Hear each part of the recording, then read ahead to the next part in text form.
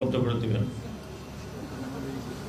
আমরা খুবই একটা খারাপ, এর চেয়ে খারাপ এই একবিংশ শতাব্দীতে একটা মডার্ন কান্ট্রি অন্তত আমি দেখিনি।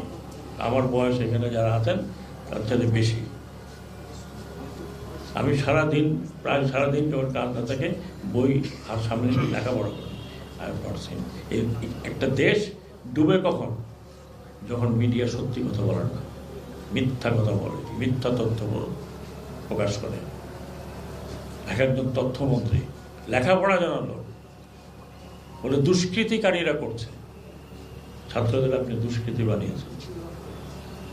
সব বিচার হওয়া উচিত, ইনক্লুডিং মিডিয়া ওনারদেরও বিচার হওয়া উচিত।